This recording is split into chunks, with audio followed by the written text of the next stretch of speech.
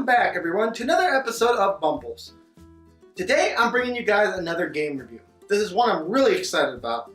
Today we'll be reviewing The Adventures of Bertram Fiddle, Episode 1, A Dreadly Business. Now, this game is done in chapters. I'm only reviewing the first chapter of this game, and the system that I'm reviewing this game on today is the Nintendo Switch. So, that's what we're reviewing. I do want to caution everyone ahead of time. If my voice sounds a little gravelly or anything like that, I apologize. I'm a little under the weather. I'm not feeling that great. I got a cold. Hopefully that'll be gone next week. But I did want to put that out there to start with, in case anyone's like, Mumbles, why do you sound so weird? I'm okay. Just got a little bit of a cold. Anyways, guys, let's talk about this game. So this game basically is a point-and-click adventure, and it follows the life of Bertram Fiddle. Now, this game is crazy, and I love it. And even though it's a point-and-click adventure, I just love the way that it is done and made, and the characters that they bring into it.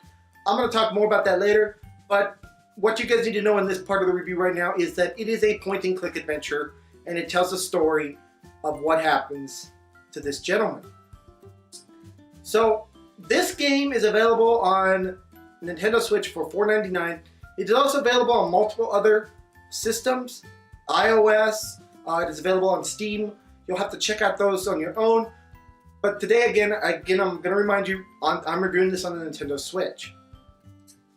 So now let's get into the meat and bones of this game. First off, starting with the graphics. The graphics in this game are visually pleasing to my eyes. I really liked the graphics. They're kind of cartoony, but they're bright and colorful, which is something that I always enjoy in a game, and just very well done.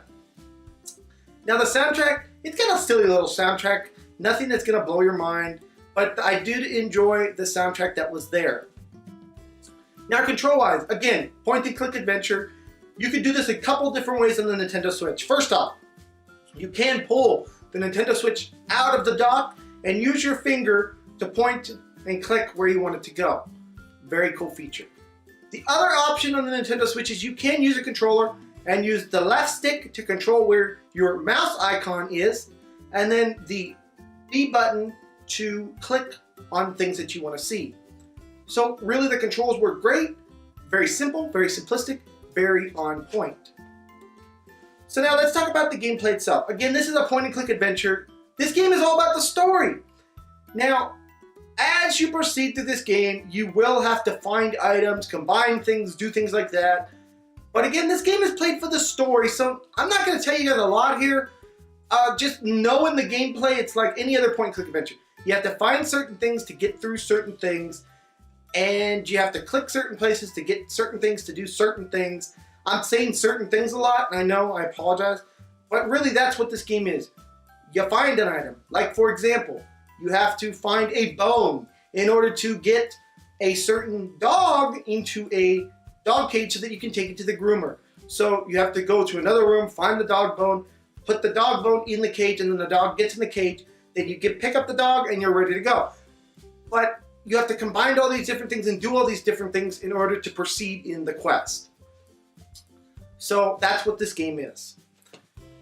Now, with that in mind though, this game is funny. The characters are enjoyable. The idea behind it is an enjoyable type of a game. Episode 1, I just loved. It was a decent length, and I can't really say anything bad here in the gameplay section about it. Con-wise now, the only con that I will say about this game is I kind of wish that they had more dialogue options for the player to explore. Like, let's say, you know, it would have created a whole different kind of game. But I think it would have been kind of cool for the player to be able to choose what they're going to say as Mr. Fiddle. And, for example, when you talk to a certain character, maybe you could say, how's your day going? Or something like that. You know, I'm just saying, kind of like the Telltale games do, but they didn't even have to give you a choice. There could have still been a right answer, but I just kind of wish they gave you dialogue options. I think that would have really taken this game to the next level. Now, my second con is that this is a series, so you are going to have to buy the rest of the episodes when they come out. So that is kind of a bummer, but I'll give you guys whether I think it's worth it or not. And I'm just giving you the con for right now. So the final con to this game is that it is a one-trick pony. And by that I mean this game is exactly what it is. It's a point-and-click adventure, and it's not going to change away from that at any point. It is enjoyable. I do really like it, but it's a point-and-click adventure. If you're not into point-and-click adventures, this game is not for you. So with all that in mind, let's talk about the score and my opinion of this game. I really, really cannot stress enough how much I loved the characters in this game. They did a great job creating enjoyable characters, funny characters, characters that you can relate to, characters that are just trips and out there. They did a great job of putting this in a historical setting that makes the player actually want to know what's going on and want to see the environment and just overall like the game. They did a great job of creating a great story surrounding this game, putting intrigue in it and making the player really want to continue on with the next episode. So they've created a great game here. So really all that's left to ask is, what is this game going to get on our Mumbles review? The Adventures of Bertram Fiddle. Usually point-and-click adventures, I have to grade them a little bit down, but I liked the build-up and the surroundings of this game so much that I got to give this game a 7 out of 10, guys. I really, really love what they've done with this game. I love, like I said, I love the historical aspects. I love so many things about it. 7 out of 10. Definitely check it out if you like story-driven games.